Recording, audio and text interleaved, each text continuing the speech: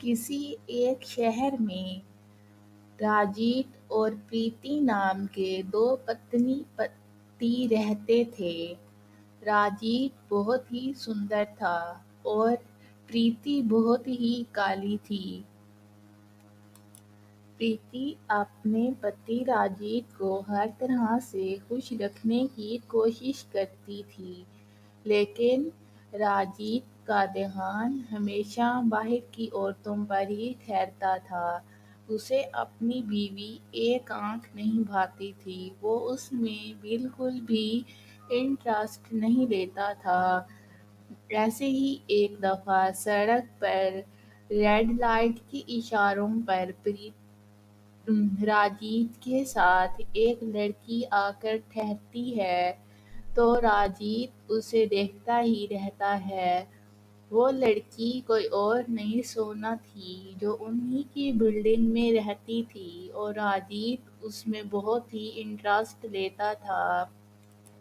एक शाम राजीव तैयार होकर किसी पार्टी में जा रहा था, तो उसे प्रीति बोलती है, जी सुनिए, मैं लाल वाली साड़ी पहन लूं?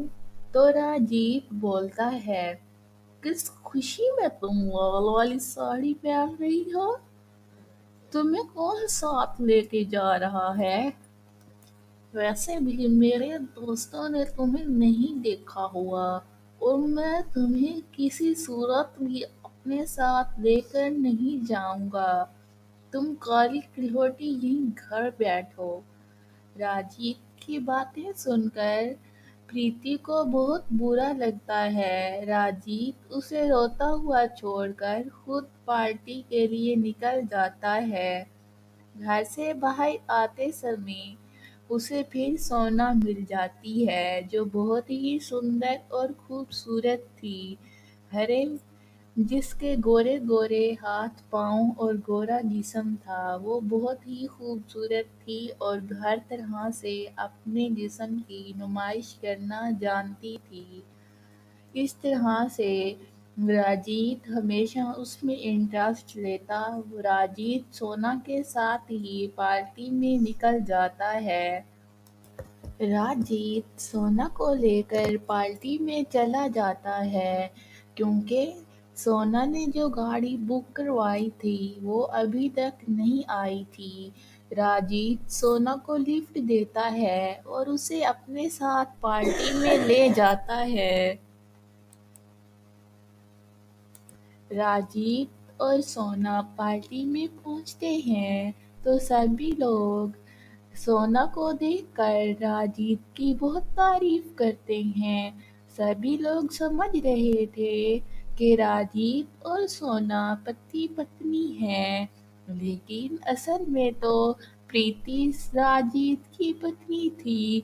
और इसी शब सोना भी कुछ नहीं कहती, और वो भी दिल ही दिल में राजीव को पसंद करने लगती है।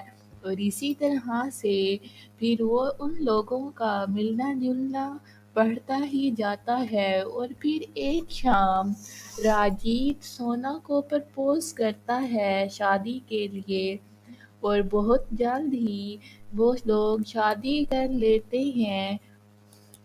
राजीव जब सोना को अपने साथ घर लेकर आता है, तो प्रीति ये सब देखकर कहती है कि आप मेरे साथ ऐसा नहीं कर सकते।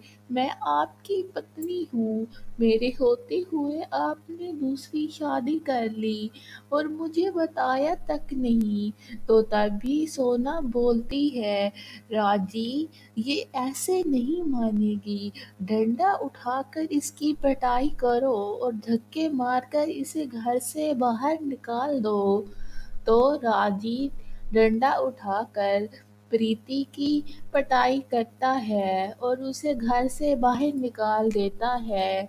फिर इसी तरह से प्रीति चलते हुए एक रोड पर जा रही होती है, तो सामने ही उसे एक सैलून दिखाई देता है। वो उस सैलून के अंदर जाती है, तो वहाँ पर बहुत सारे लोग तैयार हो रहे थे। تو وہ ایک لڑکی سے کہتی ہے کہ کیا آپ میرا رنگ گورا کر سکتے ہیں؟ میرے کالے رنگ کی وجہ سے میرے شوہر نے مجھے گھر سے نکال دیا ہے اور اس نے دوسری شادی کر لی ہے۔ اب تو میرے پاس رہنے کو بھی کوئی ٹھکانہ نہیں ہے۔ تو وہ لڑکی اس کی بات سنتے ہوئے کہتی ہے، ارے کیوں نہیں، ہم آپ کی مدد کریں گے، آپ آئیے، میں آپ کا بہت اچھا فیشیل کرتی ہوں جس سے آپ کا رنگ گورا ہو جائے گا۔